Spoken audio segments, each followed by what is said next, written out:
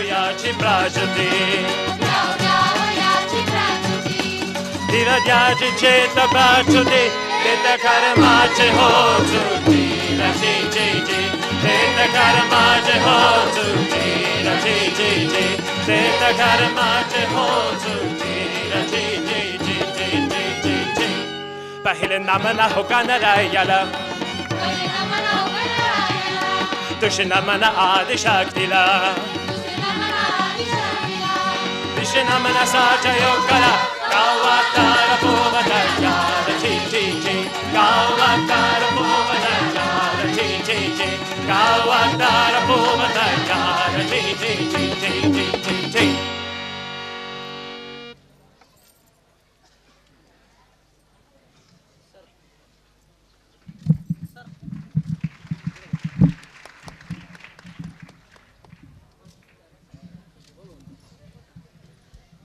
जय श्री माताजी.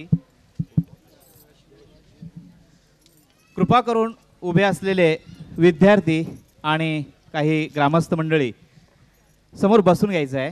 कृपा करून परमपूज्य आदिशक्ती माताजी श्री निर्मला देवी यांचं दर्शनासाठी आणि प्रवचनासाठी आपण आतुर झालेले आहात. कृपा करून सगळ्यांनी शांतपणे इकडे बसायचं आहे. आपण आता मगाशीच पाहिलं संपूर्ण विश्वामध्ये चाललेलं महान असं कार्य या परदेशी पाहुण्यांच्या भजनातून आपल्याला जाणवलं असेल की ही विविध देशातील मंडळी एका तालासुरामध्ये आपल्या महाराष्ट्र भूमीतील सगळी गीतं म्हणतायत, परमेश्वराचं कशा पद्धतीने ते गुणगान करतायत. तर आता आपल्याला परमेश्वर तत्व म्हणजे काय जर जाणून घ्यायचं असेल तर त्यासाठी आपण शांतपणे इकडे समोर बसायचं आहे. आणि आता या ठिकाणी कार्यक्रमाचं जे सूत्र आहे, नियोजन आहे, परमपूज्य श्री माताजींच्या कृपेने आशीर्वादाने आपले हे प्राचार्य महाविद्यालयाचे चौधरी साहेब हे आता थोडेसे बोलतील, स्वागत करतील आणि त्यानंतर कार्यक्रमाला पुन्हा श्री माताजींच्या कृपेने सुरुवात होईल.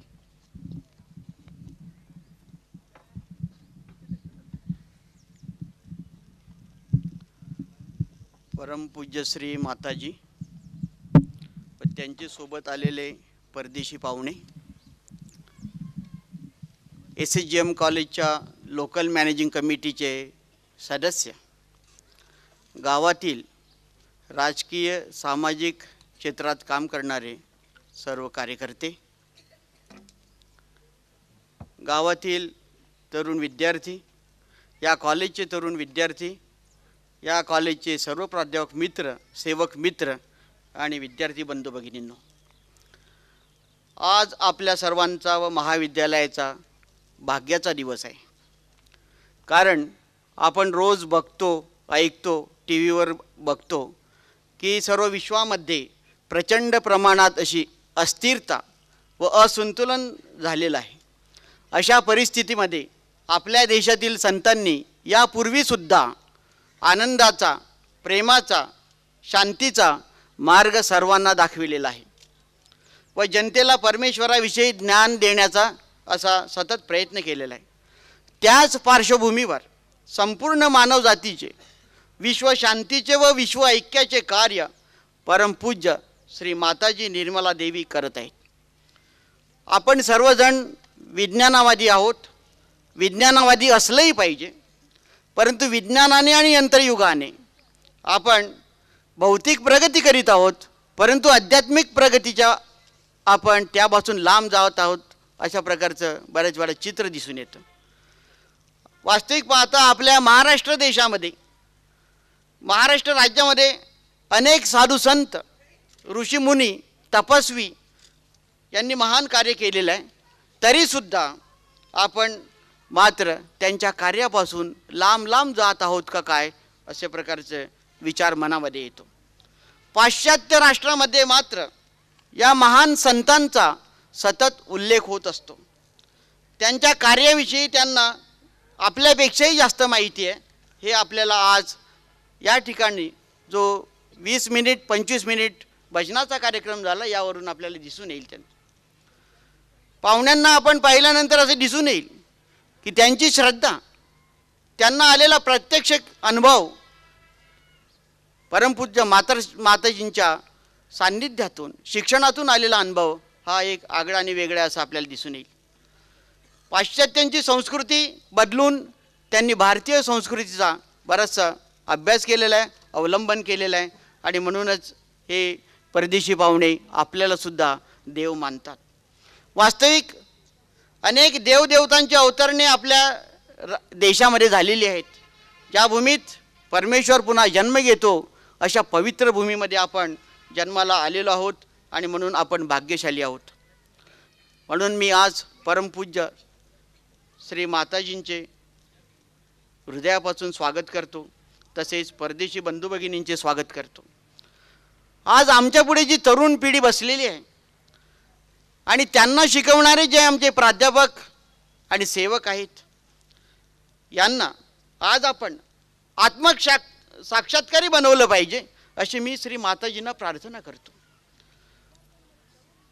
अशा प्रकारचा विचार विद्यार्थ्यांमध्ये, तरुण विद्यार्थ्यांमध्ये, प्राध्यापकांमध्ये, सेवकांमध्ये अशा प्रकारचा विचार आला पाहिजे की संपूर्ण जीवन त्यांचे, विद्यार्थ्यांचे व आमचे संपूर्ण जीवन व जीवनाचा अर्थ हा समाजासाठी आहे, राष्ट्रासाठी आहे. राष्ट्रासाठी कार्य करण्याची सद्बुद्धी आम्हाला व आमच्या विद्यार्थ्यांना आपल्या या दर्शनाने, आपल्या शिकवणीने यावी अशा प्रकारची आमची थोडीशी स्वार्थ हेतू आहे म्हटलं तरी चालेल. जगातील सुमारे 40 देशांमध्ये माताजींचे सहयोगीय साधनाचे कार्यक्रम चालू आहेत. तेथील लोक आत्मानंद घेत आहेत. श्री माताजींनी महात्मा गांधींचे बरोबर स्वातंत्र्य लढ्यात भाग घेतलेला आहे. त्यांचे कार्य हे विश्वकार्य आहे. ज्ञानेश्वरांचे पसायदान हे प्रत्यक्ष लोकांना देण्यासाठी त्यांचे अहोरात्र प्रयत्न चालू आहेत आणि त्यासाठीच या ठिकाणी त्यांचे आज आगमन झालेले आहे. आज आपणास त्यांचा लाभ झालेला आहे. त्यांचे परमेश्वरी कार्य पाहून जगातील सर्व राष्ट्रांनी कौतुक केले आहे. मानवात परिवर्तन करण्याचे सामर्थ्य त्यांच्यामध्येच आहे अशा प्रकारचा अनुभव अनेकांना आलेला आहे. परत त्यांचे अनेक परदेशी पाहुण्यांचे आपणा सर्वांचे स्वागत करून पुढील कार्यक्रमास सुरुवात करावी अशी विनंती करतो.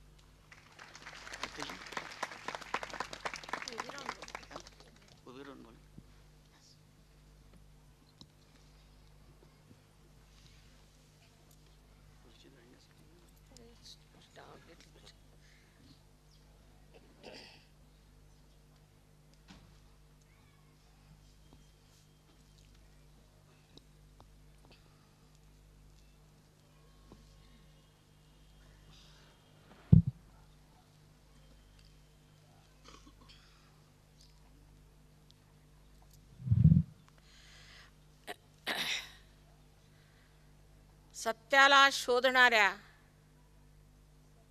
आपण सर्व साधकांना आमचा नमस्कार. एक गोष्ट आपण जाणली पाहिजे की सत्य आहे तिथे आहे. ते आपण बनवू शकत नाही, ते आपण बदलू शकत नाही. जे आहे ते होतं आणि राहील. एक आणखी दोष आहे तो असा की मानव चेतनेमध्ये तुम्ही सत्य जाणू शकत नाही. त्यासाठी एक सूक्ष्म चेतना हवी.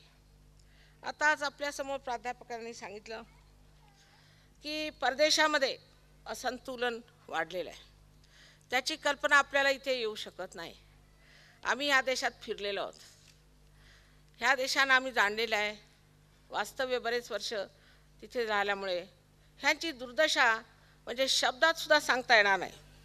भौतिकतेत ते वाढले असणार, विज्ञानात वाढले आहेत कबूल, पण विज्ञान हे एकांगी आहे हे आपल्या लक्षात असलं पाहिजे. विज्ञान हे एकांगी आहे. त्यांनी मनुष्य एकांगी होतो हे तुम्ही जर बाहेर जाऊन पाहिलं तर लक्षात येईल.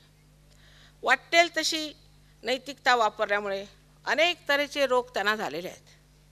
असे रोग झाले आहेत की त्या रोगाचं निदानसुद्धा त्यांना लागू शकत नाही, ते ठीक होऊ शकत नाही. 65% लोक अमेरिकेमध्ये अशा रोगाने ग्रस्त आहेत आणि बाकीचे सगळे होतील अशी सुद्धा त्यांना आता भीती वाटत आहे. रोगाचं सोडा, पण हिंसाचार इतका भयंकर आहे की न्यूयॉर्कला आपण गेलात तर गळ्यात मंगळसूत्र घालून सुद्धा तुम्ही जाऊ शकत नाही, कोणी तुमचं ओढून घेईल. इतका हिंसाचार ह्या देशामध्ये. मी म्हटली डेमोक्रेसी आहे की डेमोक्रेसी आहे. आपण अजून इथे बसलेलो तर आपल्याला काही कल्पना नाही. आपण जर त्यांच्यासारखे केस केले किंवा त्यांच्यासारखा वेश केला, त्यांनी आपल्याला त्यांची कल्पना येणार नाही की आतून ते किती पोखरले गेले. त्याला कारण हेच आहे की विज्ञान हे एकांगी, त्याच्यात प्रेम नाही, त्याच्यात कविता नाही, त्याच्यात कला नाही, त्याच्यात आदर नाही. सर्वांगीण उन्नतीसाठी पहिल्यांदा अध्यात्माचा पाया पाहिजे. अध्यात्माची जोपर्यंत सांगड तुम्ही विज्ञानाबरोबर करणार नाही तोपर्यंत सगळ्यांची अशी स्थिती होणार आहे आणि ती आज होत आहे. आपल्या देशातसुद्धा आमच्या वेळेला आम्ही जेव्हा कॉलेजमध्ये वगैरे शिकत होतो तेव्हा शिकलेलं सायन्स अजून आम्हाला माहिती आहे, तेव्हा शिकलेलं मेडिकल सायन्स अजून आम्हाला माहिती आहे, पण आजकालच्या शिकलेल्या मुलांना ते माहीत नसतं. त्याला कारण असं की विज्ञानाबरोबर जी तिथली संस्कृती आपल्यामध्ये आलेली आहे त्यामुळे चित्त सारं बाहेर गेल्यामुळे ते चित्तात ठासलं जात नाही. आता ही जिथे आपल्याला मंडळी दिसतात ह्यातली पुष्कळ आज आलेली नाही, जवळजवळ अजून 400 मंडळी तिथेच आहेत आणि ती मंडळी येणार होती पण काल फार त्रास झाला सगळा त्यांच्या व्यवस्थेचा, त्यामुळे आज तिथेच थांबलेली आहे. आणि ही सर्व मंडळी अत्यंत सुशिक्षित, त्याच्यामध्ये काही डिप्लोमॅट्स आहेत, त्याच्यामध्ये काही आर्किटेक्ट्स आहेत, इंजिनियर्स आहेत, सगळेच आहेत. ह्यांनी आपल्या जीवनामध्ये हा क्षोभ पाहिला. ह्यांना वाटलं असं का, आम्हाला आनंद का होत नाही कोणत्या गोष्टीला बघून, आम्हाला झालं का आम्ही इतके शुष्क का, कारण सायन्स हे शुष्क आहे. अगदी जसं चिपाड काढावं तसं सायन्सची स्थिती आहे. तेव्हा जे संसारात आहे ते बघूनच आपण सायन्स ओळखतो. पण सहयोगात आल्यानंतर हे व्यसनामुक्त झाले, व्याधी यांच्या गेल्या, त्यात माझं काही देणं घेणं लागत नाही. ही शक्ती सगळी तुमच्यामध्ये आहे, फक्त ती शक्ती जागृत झाली म्हणजे हे कार्य होतं. आता पुष्कळशी मुलं अभ्यासात राहुरीला फार ढ होती आणि त्यांना जागृती झाल्यावर आता फर्स्ट येतात, स्कॉलरशिप्स मिळतात, अशा ह्यांच्याबरोबर पुष्कळ झाल्या, मोठमोठ्याला नोकऱ्या मिळाल्या आणि त्यांनी मनुष्याची सर्जनशक्ती, ज्याला क्रिएटिव्हिटी म्हणतात, इतकं वाटतं की आमच्या इथेच आता मी बघते की सहयोगातले लोक आले जे त्यांनी नवीन नवीन धंदे सुरू केले आहेत, ते नवीन नवीन तऱ्हेने वागतात आणि एकंदरीत निर्भयता येऊन मनुष्य आदर्शावर टिकतो. कारण नैतिक मूल्ये ही बांधलीच पाहिजे. नैतिक मूल्ये एकदा सुटली म्हणजे कोणतंही कार्य तुम्ही कराल ते तुमच्याकडे परत येऊन तुम्हाला त्याचा त्रास होईल. त्याला बूमरँगिंग म्हणतात. जसं की एखाद्या माणसाजवळ पैसे झाले तर ते दारूत तरी जाणार, व्यसनात जाणार, बायकात जाणार, नाहीतर कसल्या तरी धंद्यात जाणार, नाहीतर कुठल्या तरी आजकाल पुष्कळ तऱ्हेचे जुगार निघाले त्याच्यात जाणार. त्या पैशाचा आनंद तो उचलूच शकत नाही, ते असे वाहवत जाणार, लक्ष्मीला वाट फुटणार. त्यासाठी गरज आहे आपल्याला अध्यात्माची. जर आपल्यामध्ये अध्यात्म असला तर आपल्यात संतुलन येतं, शहाणपण येतं आणि जे काय मिळवलं ते त्याचा आपण उपभोग घेऊ शकतो. आता हे लोक आपण बघता, आपल्याला कळलं असेल की ह्यांनी मराठी भाषा कशी इतकी शिकली. आमच्या वेळेला पुष्कळ आमचे इंग्लिश प्रोफेसर वगैरे असायचे आणि त्यांना जर सांगायचं की तुम्हाला एक शब्द कसा शिकवायचा तर म्हणे की दरवाजा बंद कर, कसं म्हणायचं तर म्हणा त्याला इंग्लिशमध्ये सांगायचं की असं म्हणा तुम्ही देअर वॉज अ बँकर, मग त्यांच्या डोक्यात ते घुसायचं. नाहीतर दरवाजा बंद कर हे सुद्धा म्हणणं त्यांना कठीण जात असे. आणि आता बघा आपल्यासमोर यांनी मराठीत गाणी म्हटली. संस्कृताचे आदिशंकराचार्यांनी जे सौंदर्य लहरी लिहिले आहे इतकं स्पष्ट गातात, हे आपले हिंदुस्थानी गाऊ शकणार नाहीत, भारतीय लोक इतकं चांगलं गाऊ शकणार नाही, इतकं सुंदर गातात. हे झालं कसं, ह्या इतक्या भाषा यांच्या तोंडात आल्या कशा? आत्म्याचा प्रकाश जेव्हा तो चित्तात येतो तेव्हा अनेक गोष्टी घडतात.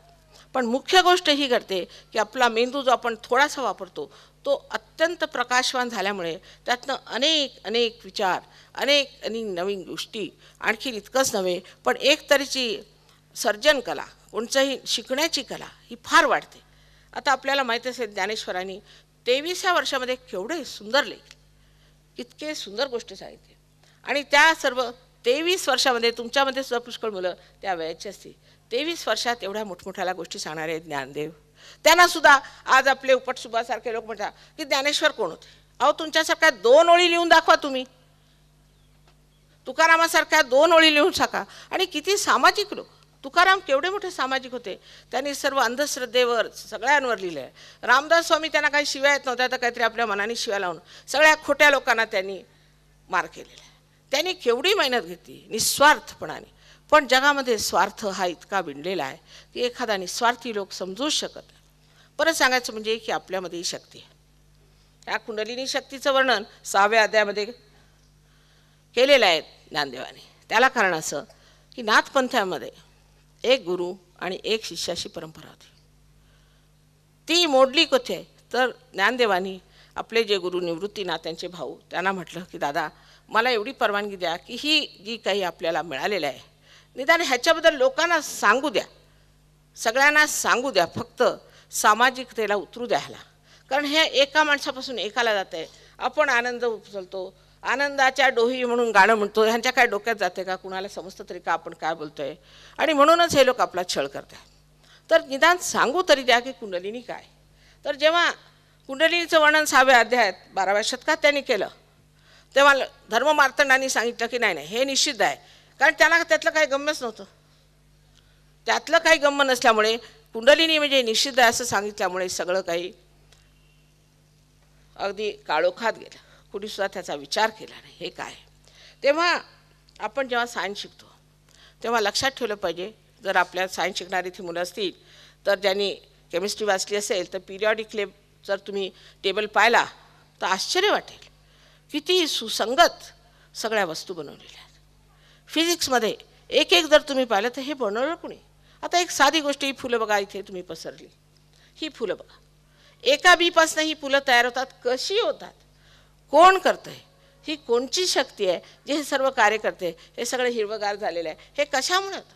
ही पृथ्वी अशी दिसते, हे बी हे असं दिसतं, हे कसं होतं आपण विचारसुद्धा करत नाही. कारण ही जिवंत क्रिया आहे, आपण जिवंत क्रिया करू शकत नाही म्हणून आपलं लक्ष जिवंत क्रियेकडे नसतंच. आपण म्हणतो राहू दे, जिवंत क्रिया आपल्याला जमत नाही ना, सोडा, ते जमत नाही. आता डॉक्टरसुद्धा ऑटोनॉमस नर्वस सिस्टम म्हणतात, म्हणजे स्वयंचालित. पण हा स्वयं कोण आहे. अहो जर आपण ऑटोमोबिल म्हटलं तर त्याच्यामध्ये मोटर चालवणारा एक ड्रायव्हर असतो. मग आपल्यामध्ये चालवणारा हा कोण आहे हा प्रश्न आपण जर विचारला तर त्यांना ते माहिती नाही, पण कुणीतरी आहे, तो म्हणजे आत्मा. आता आत्म्याबद्दल त्या संत साधूंनी सांगितलं. आपण संत साधूंवर विश्वास ठेवायचा नाही तर कोणावर ठेवायचा. त्यांचं आयुष्य बघा किती स्वच्छ निर्मळ, त्यांचं चरित्र बघा, त्यांचं कार्य बघा. अशी माणसं आहेत का कुठेतरी. आजकाल सगळे, जिथे मी पुण्याला पहिल्यांदा आले तर मला आश्चर्य वाटलं. मी घर बांधत होते त्यामुळे हाही पैसा खातो, तोही पैसा खातो, तोही पैसा, म्हटलं की जेवतो का नाही, की नाही मी पैसाच खात राहतो. हे असले प्रकार आपल्या देशात इतके भयंकर वाढलेले आहेत. आम्ही माझे यजमान आधी लहानपणी आम्ही यंग एजमध्ये कलेक्टर असताना आम्ही कानावर सुद्धा कधी अशी गोष्ट आली नाही की कुणी कलेक्टर की कमिशनर अशा लेवलचे लोक म्हणजे पैसे खाणं म्हणजे अशक्य गोष्ट. आणि त्यावेळचे राजकारणी, आमचे वडील त्यावेळच्या कॉन्स्टिट्युएंट असेंब्लीचे मेंबर होते, तसेच त्यावेळच्या पार्लमेंटचे मेंबर होते.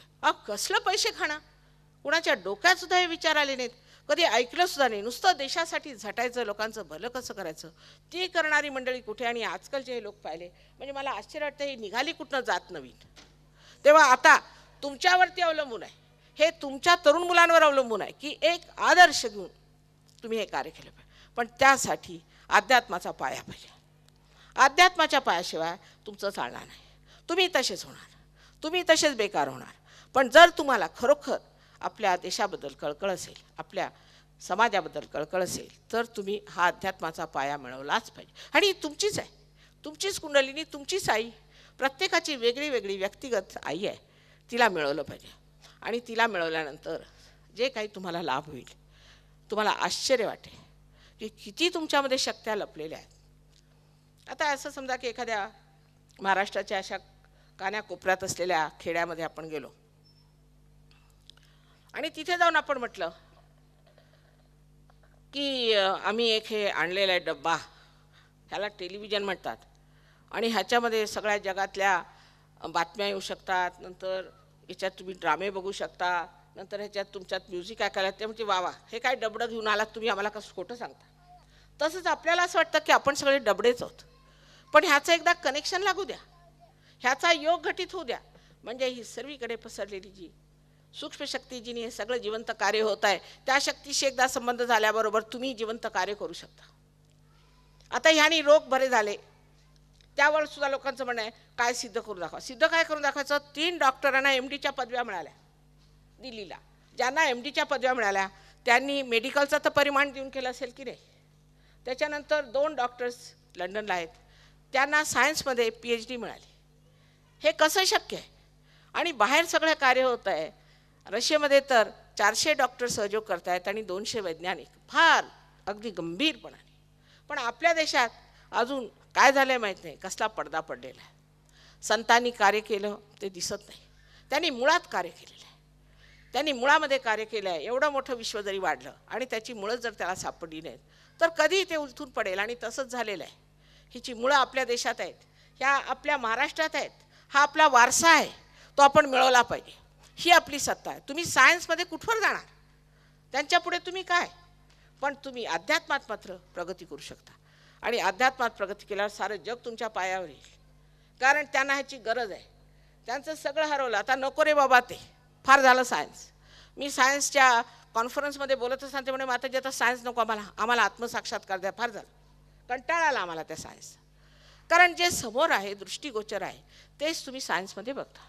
त्याच्या पलीकडचं जे अध्यात्म म्हणजे विज्ञानाच्या पलीकडची गोष्ट आहे, ती मानवाच्या चेतनेच्या पलीकडची आणि तुमच्या हातात असताना तुम्ही का मिळवू नये.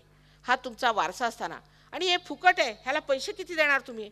अहो या पृथ्वीतनं आपण एवढं काढतो, हिला काय पैसे देतो, तिला पैसे समजतात तरी का. हे सगळं फुकट आहे. देवाच्या नावावरती पैसे कमवले, भोंदूपणा करतात, तो कबूल आहे. पण सगळ्याच गोष्टीत करतात आणि देवाच्या नावावर बरा होतो म्हणून करत असते. पण त्याचा अर्थ असा नाही की देव नाही. परत देव नाही असं म्हणून सुद्धा शास्त्रीय. तुम्ही आधी पत्ता काढा, देव आहे किंवा नाही. फार तर असं म्हणा आम्हाला माहीत नाही देव आहे किंवा नाही. आईन्स्टीनसारख्या माणसाने सांगितलं आहे की मी जेव्हा थिअरी ऑफ रिलेटिव्हिटी शोधत होतो, शोधता शोधता मी थकून गेलो, मला काही कळलं नाही. मग मी जाऊन आपल्या बगीच्यात पडलो आणि साबणाचे असे फुगे काढत होतो. सो त्यांचे असे शब्द आहेत इंग्लिशमध्ये, somewhere from unknown the theory of relativity dawned upon myself. कुठून तरी अशा अज्ञात स्थानातून ही माझ्यासमोर आली. ह्या लोकांनी देव नाही असं कुणी म्हटलं नाही, न्यूटनने असं म्हटलेलं नाही, कोणत्याही मोठ्या सायंटिस्टने असं म्हटलं नाही की देव नाही. हे काहीतरी उपटसुंब लोक बसून देव नाही. कशाला. देव असला म्हणजे दारू पिता येत नाही, पैसे खाता येत नाहीत, आणखीन घाणेरडे धंदे करता येत नाही, म्हणून आधी देवाला उतरून फेकून टाकायचं. देवच नाही, मग आम्हाला जे करायचं ते आम्ही करू शकतो. राजकारण आजकालचं जसं चाललेलं आहे ते दिसतंच आहे तुम्हाला. मग त्याला देव असला, मग लोक म्हणते अहो तुम्ही देवावर विश्वास ठेवता, मग असं कशाला करता. परवा आम्ही केसरीला जरासं एक लिहून पाठवलं की मी संबंध गीता रहस्य लहानपणी तुमच्या केसरीतनं वाचलं, कारण लोकमान्यांनी सुरू केलं होतं आणि आता थोडं सहयोग रहस्य लिहा, आता त्यांना झोंबलं ते. म्हणजे आम्ही काय करत नाही की का, जे करतात ते माहिती आहे आजकाल. कुठे ते लोकमान्य टिळक आणि कुठले आजचे केसरी. ही जे पतनास्थिती झाली, आता ह्याच्यातनं वर उचायचं कार्य तुम्ही तरुण मुलांनी केलं पाहिजे आणि लक्षात घेतलं पाहिजे की हे कार्य वाया नाही गेलं पाहिजे. हे संतांचं कार्य आहे आणि तुम्ही संत होऊ शकता. त्यात काही सोडायला नको, काही दाखवायला नको, उपास नको, तपास नको. ह्याच्यामध्ये जातीभेद, ह्याच्यामध्ये अंधश्रद्धा, हे सगळं जाऊन आज सगळे देश एक झाले. एक देश नाही, अनेक देश एक झालेले आहेत. तुम्हाला आश्चर्य वाटेल, जेव्हा सुरुवातीला मी रशियाला गेले तर 25 जर्मन लोक तिथे त्यांना आत्मसाक्षात्कार द्यायला पोचले होते. माझं जीव भरून आला. कुठे जर्मन, ह्यांनी हजारो रशियन मारले आणि आज हे जर्मन गेले त्या रशियनना आत्मसाक्षात्कार द्यायला. काय प्रेमाचा महिमा म्हणा, काय स्थिती म्हणा, अगदी कमालीची गोष्ट आहे. हे आपलं असून आपण मिळवायचं नाही तर काय मिळवायचं. ही आपली संपदा आहे, ही साऱ्या जगाला देण्याची आपल्यात तयारी असायला पाहिजे. नाहीतर ह्याची जबाबदारी आपल्या तरुण पिढीवर येणार आहे. बाकीच्याचं सोडून टाका, पण तरुण पिढीने घ्यायला पाहिजे. तरुण पिढीच्या हातात ही गोष्ट करण्याचं आहे. तेव्हा तरुण पिढीने सहयोग शिकला पाहिजे आणि त्यांनी सामाजिक स्थिती, तसंच आपली राजकीय स्थिती आणि आपलं इकॉनॉमिकसुद्धा ठीक होऊन जाईल. कारण ह्यानी मनुष्याला इतकं संतुलन येतं, सगळेच प्रश्न एक साथ ठीक होतात. तेव्हा कृपा करून हे लक्षात घेतलं पाहिजे की त्यांच्या संस्कृतीतलं जे चांगलं आहे ते हे की सगळे गावचे पाणी पिऊन शेवटी इथे आले. तर आता तुम्ही लांबलचक फिरू नका, इथे सगळं आहे तर का घ्यायचं नाही, अशा दृष्टी विचार करा आणि हे मिळवलं पाहिजे. ह्याच्यामध्ये कोणत्या तऱ्हेचा पैसा किंवा काही चालू शकत नाही. फक्त हे आपल्याला सगळ्यांना मिळवायचं आहे, ते आपण सगळ्यांनी मिळवून घ्यावं अशी मला आशा आहे. ह्याच्याबद्दल सांगायला पुष्कळ आहे, कारण माझे लेक्चर्सच इंग्लिशमध्येच कमीत कमी 5-6 हजार झाले असतील, मराठीत कितीतरी आणि हिंदीतसुद्धा कितीतरी. तेव्हा ते एका भाषणात सांगता येत नाही. फक्त एवढं सांगायचं आहे की तुम्ही काय, तुमचा गौरव काय, तुमची शक्ती काय ते एकदा जाणून घ्या. हे सगळं तुमच्यात आहे, ते मिळवून घ्या आणि मिळवल्यानंतर मग बघा की तुमच्यात काय फरक येतो आणि तुम्ही कसे होता. आधी आज गुरुजी म्हणतात तर मी आपली कुंडली जागृत करण्याचा प्रयत्न करते, पण ती जागृत झाल्यासुद्धा जसं एखादं कोंब फुटलं जरी तरी ते वाढवलं पाहिजे, त्याचं वृक्ष झालं पाहिजे, तर तिकडे तुम्ही लक्ष द्यायला पाहिजे. मला फार आनंद झाला की आज आपल्या कॉलेजमध्ये आपण बोलवलं आहे आणि त्याच्याबद्दल मी आपले सगळ्यांचे फार आभारी आहे. कारण ह्या लोकांमध्ये आम्ही कधीच लक्ष घातलेलं नाही. तरुणांच्याकडे आमच्या देशात मुळीच लक्ष घातलं गेलं नाही. एक गृहस्थ आले, मला म्हणायला आले की आम्ही अमुक ह्या पार्टीचे युवक संघ आहे. असं का म्हटलं? तुमचं धोरण काय? धोरण? बसले विचार करत. आम्हाला धोरण काही नाही, जे मोठे सांगतील तसं आम्ही करतो. म्हणजे ते जे शहाणपण करतील ते तुम्ही करणार का? तुम्हाला आपला विचार नाही आहे, तुम्हाला आपली व्यक्तित्व नाही, ते म्हणतील तसं वागायचं, कुणी म्हणेल तसं चालायचं. तुम्ही काय? तुम्ही त्यांच्या हात कळसूत्रे भावले आहात. तेव्हा त्यांच्या डोक्यात येऊन प्रकाश पडला. म्हटलं तुम्ही स्वतःची संघटना करा, स्वतःची संघटना करा आणि ती अध्यात्मावर करा. बघा किती शक्तिशाली होता तुम्ही. सगळी शक्ती तुमचीच आहे, तुम्हाला मिळवायची आहे आणि ती तुम्ही घ्यावी अशी माझी विनंती आहे.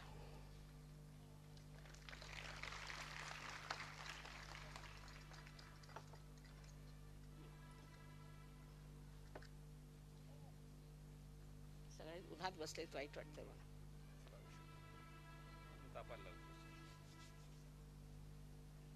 अनुभव इथे सुद्धा जास्त होतो अनुभवात. आता वाईट वाटतंय मला की सगळे उन्हात बसलेत.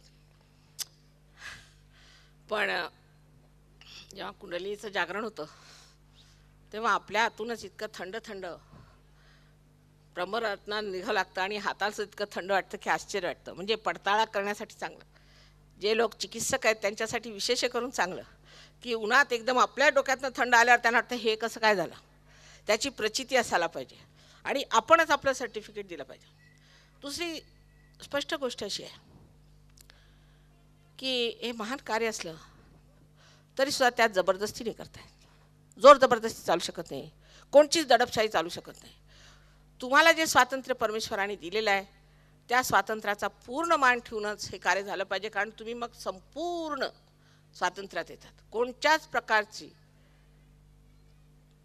तुमच्यावर जबरदस्ती मी करू शकत नाही. ज्यांना सहयोगात जागृती पाहिजे त्यांनाच आम्ही देऊ शकतो, दुसऱ्यांना आम्ही देऊ शकत नाही. तर असे लोक ज्यांना नको असेल त्यांनी कृपा करून जावं. ह्याला एक 10 मिनटं लागतील, फक्त 10 मिनटं. आणि ज्यांना हवं असेल त्यांनी येऊन बसावं थोडा वेळ आणि घ्यावं. या पुढेच या, 2 मिनटं बसा पुढे. अहो पूर्वी लोक हिमालयावर जायचे, एवढी उपाशी तापाशी केवढे तप जप करावे लागायचे. आता मी तुमच्या दारात आले, घेऊन टाका, काय लागतंय त्याला. आरामातच देते, पण जरा असं आज सूर्य तापलेला आहे एवढंच. या या बसा या.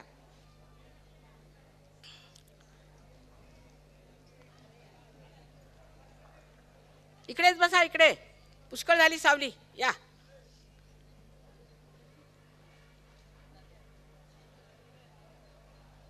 या, 1-2 मिनिटाची गोष्ट आहे. या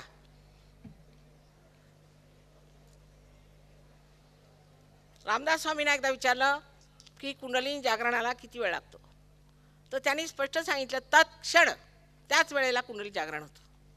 पण तसा देणाराही पाहिजे आणि घेणारा पाहिजे. अहो खाली या, कशाला उभे बघत या.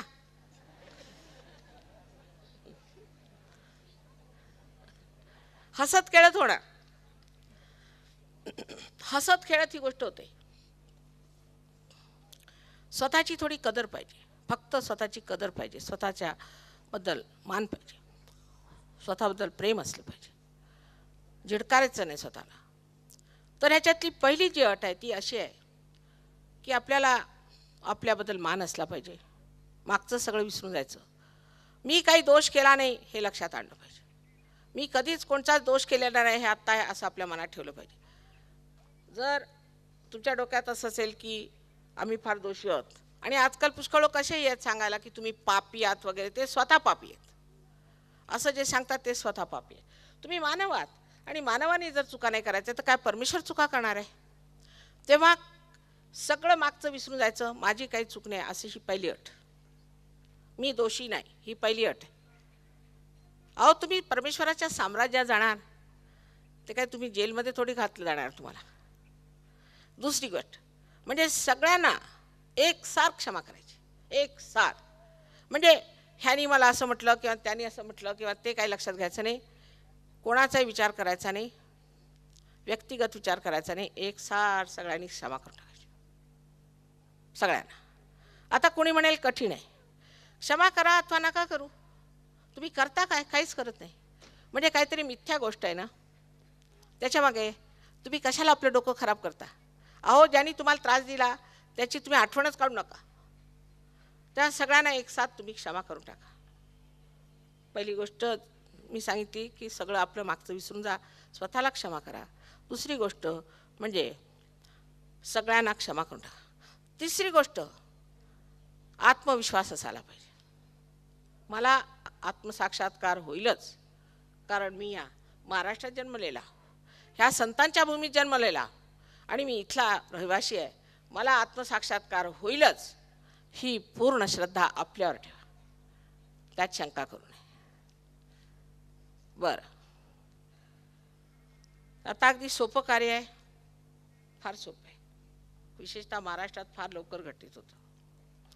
आपण सगळे लोक माझ्याकडे असा हात करून बसा. ह्या हातालाच तुम्हाला चैतन्य लागेल. जे चैतन्य हे सर्व कार्य करत आहे आजपर्यंत आपण जाणलं नाही, ह्या हाताला लागेल अशा ठेवायचे. आणि आता डोळे मिटा, फक्त डोळे मिटा. डोळे मिटायचे. चष्मा असेल तर काढून घ्या आणि डोळे मिटून घ्या. 1 मिनिट चष्मा काढून आरामात दोन्ही अशा हात करून बसा.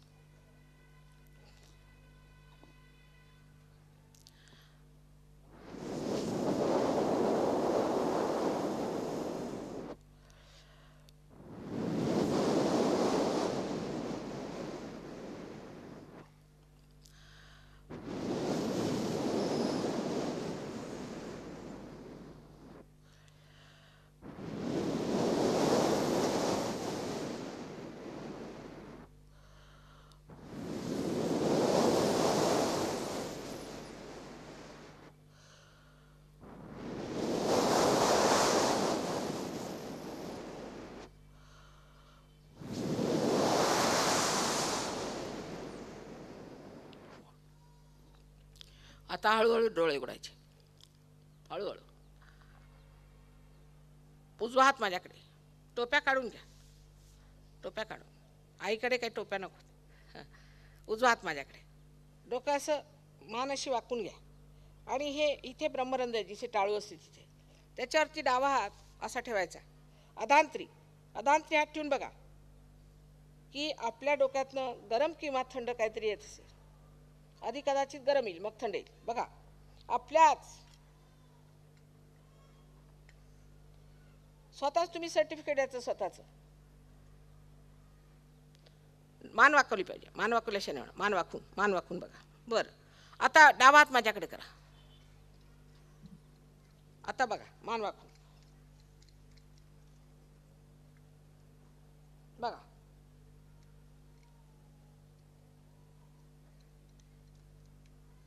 आता परत उजवा हात, मान परत मागवायची.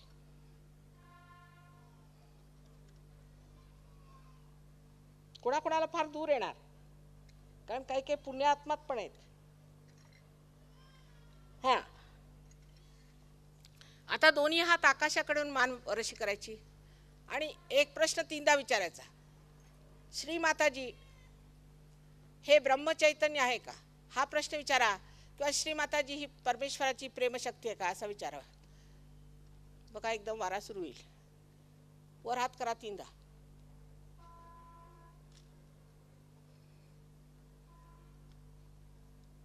आता घ्या हात खाली, अशा ठेवा. आता माझ्याकडे बघताना निर्विचार व्हा. ही निर्विचार समाधी ही स्थिती आहे. गार वाटतंय ना? ज्या लोकांच्या टाळूतून किंवा हातात थंड किंवा गरम अशा लहरी वाटत असते, त्यांनी दोन्ही हात वर करायचे.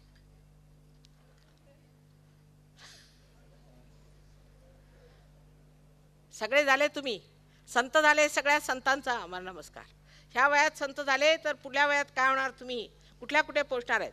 पण लक्ष द्यायला पाहिजे, ह्याचे वृक्ष तयार झाले पाहिजे. सगळेच्या सगळे अनंत आशीर्वाद आहे तुम्हाला, आमचा अनंत आशीर्वाद आहे. Just look at this. तिथे माझे हात मोडतात हो फॉरेन कंट्रीजमध्ये लोकांना पार करायचं म्हणजे, आणि तुम्ही लोक किती सहज पार झाले. ही सगळी संतांची कृपा आणि त्यांचा आशीर्वाद आहे, हे जाणलं पाहिजे. ते कोण काय आपल्याला काही माहिती नाही, आता सगळं जाणून घ्या. बघा बाहेर एक सुद्धा पान हलत नाही आहे, इथे कसं हलून राहिलं आहे. बाहेर एक पान हलत नाही, अगदी स्तब्ध आहे. हे बघा आता हळूहळू सुरू होईल. तुम्ही लोक जसे जसे चालाल तसे त्याचा वारा सुरू होईल. आत्ता वारा सुरू झाला आणि तो सुद्धा कुठनं येतोय. आता शांत राहा, ह्याच्यावरती काही वादविवाद करता येत नाही. ज्यांना हे झालं नाही ते वाद करणार, त्यांना म्हणून आम्हाला वाद करायचा नाही, कारण ही विचारांच्या पलीकडची गोष्ट आहे. एकदा तुम्ही सहयोगात जमले म्हणजे मग मला लिहाल पत्र आणि कळवा काय झालं ते. अनंत आशीर्वाद आहे तुम्हाला.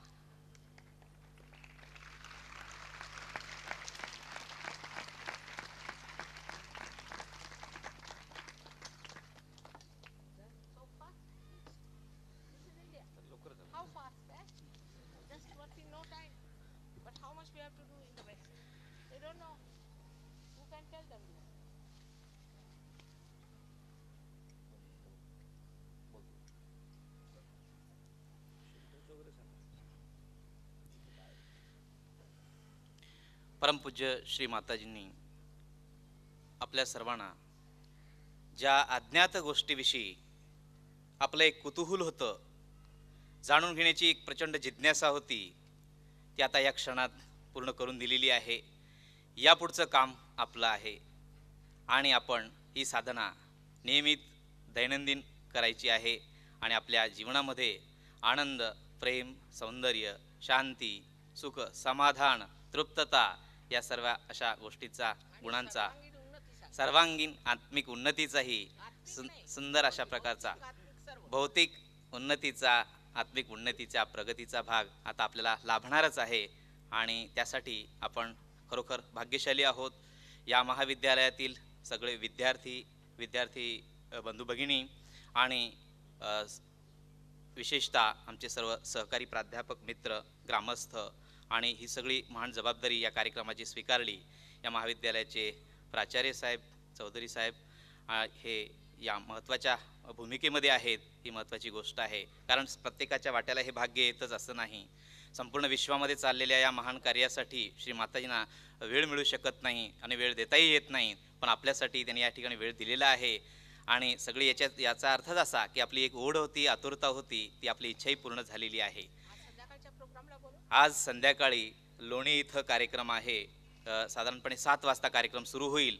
लोणी श्रीरामपूरला उद्या 11 तारखेला संध्याकाळी 7 वाजता आहे आणि संगमनेरला 13 तारखेला संध्याकाळी 7 वाजता कार्यक्रम आहे. या आपल्या अहमदनगर जिल्ह्यावर परमपूज्य माताजींचं खूप प्रेम आहे. संपूर्ण महाराष्ट्रावर आहे, भारतावर आहे आणि सगळ्या विश्वावरही आहे. तर आपण या सगळ्या संधीचा फायदा लाभ घेतला पाहिजे. जेवढा सहवास मिळेल आणि त्यांच्या चैतन्याच्या सहवासामध्ये आपण अतिशय आनंदित राहू, प्रेमात राहू, ही अशी अनुभूती आपल्या सगळ्यांना मिळतेच. आता या कार्यक्रमाच्या संदर्भात ज्यांनी आपलं सहकार्य केलेलं आहे त्या सगळ्यांचे आभार मी मानतो. आमच्या सहयोग मंडळातर्फे, सहयोग मंडळ कोपरगाव, सहयोग मंडळ श्रीरामपूर, सहयोग मंडळ अहमदनगर जिल्हा, या सगळ्यांच्या वतीने मी आभार मानतो.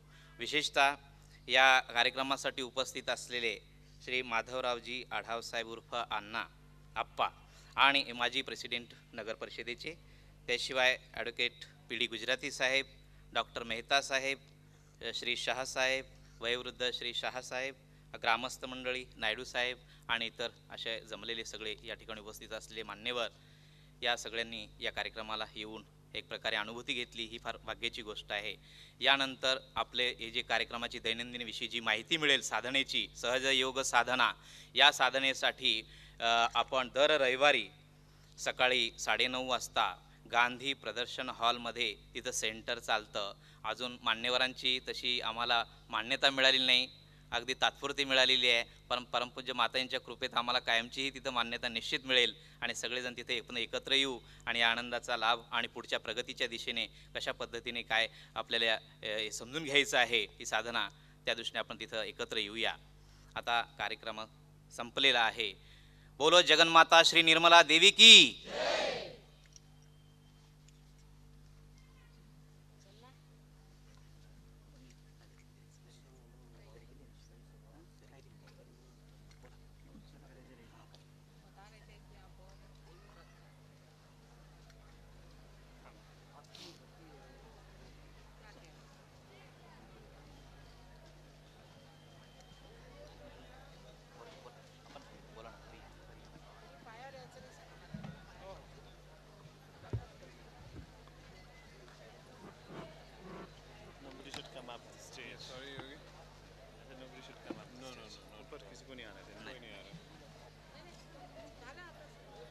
कृपा करून वरती येऊ नका, लांबूनच दर्शन घ्यायचं. चरणावर कृपा करून यायचं नाही, लांबून दर्शन घ्या.